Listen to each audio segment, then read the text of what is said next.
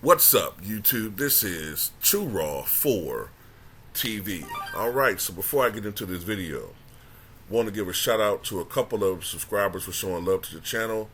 First off, shout out to Andrew Green for the $12 donation via the PayPal. Alright, much respect to you for showing love to True Raw for TV, aka True Raw for Sports.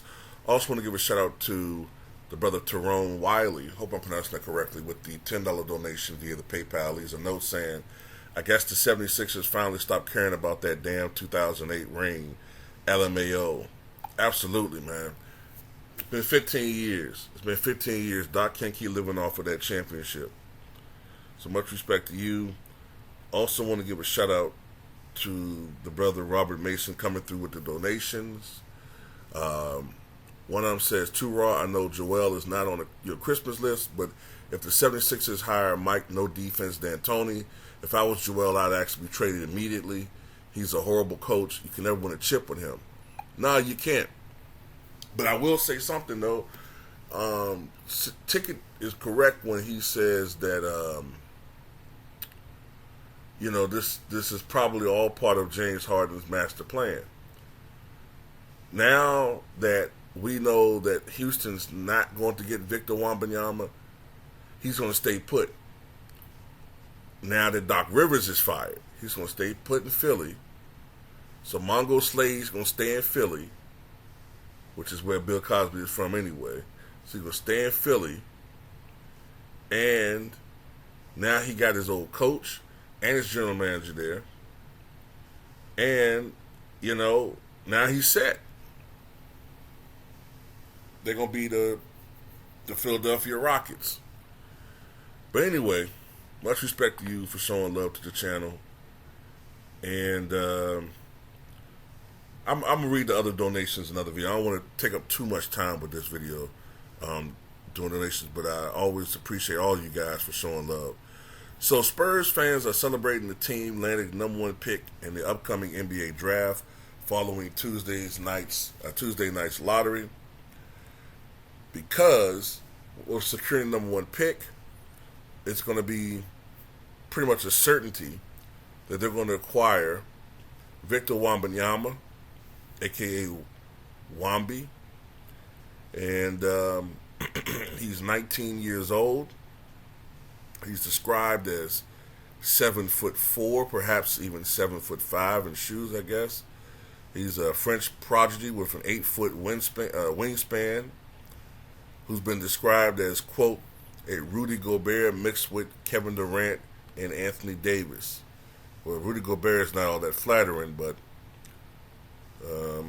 it is what it is. Wembanyama, during the 2021-22 season, played for, ASVEL, a French team owned by former Spurs player Tony Parker. Wemby is currently playing for Metropolitans 92 in France and was not in attendance at the NBA Draft Combine, but he did declare for the draft, so he will be a San Antonio Spur. And when you look at the history of the San Antonio Spurs, big men have been very successful for them. You know what I mean? They acquired, now they didn't draft Artis Gilmore, but they acquired Artis Gilmore, I believe, in a trade back in the early 80s. It might have been 82, 81 or 82. And while they were never able to get over the hump when it came to the Los Angeles Lakers, the Showtime Lakers, they were still, during the early to mid 80s, they were still one of the top teams in the Western Conference after the Spurs switched from the Eastern Conference to the Western Conference in the early 1980s. But of course, they had more success with David Robinson, who was actually, I think his rights were acquired in 87, but he didn't actually go into the draft until 89. Those early Spurs teams, David Robinson was very successful. But of course, as great as David Robinson was, the talent level around him was not great enough or sufficient to win a championship. I mean, that's the case when you got Vinny Del Negro as your shooting guard. I mean, Vinny Del Negro, they didn't really have the deepest team at one point. But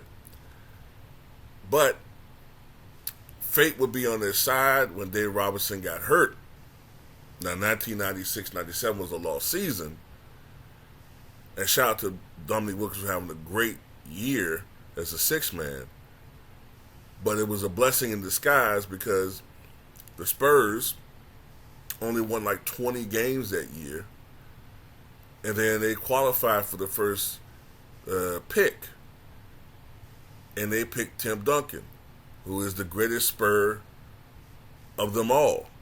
And of course, over the next 20 years, they went to playoffs down there every year, and they won 5 championships, appearing in 6 NBA finals.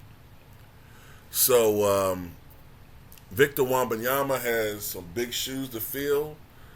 Can he be a franchise player? A lot of people think he's a little bit too small.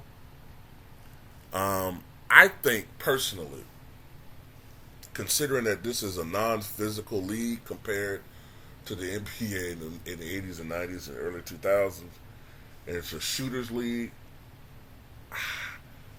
I think he'll be good.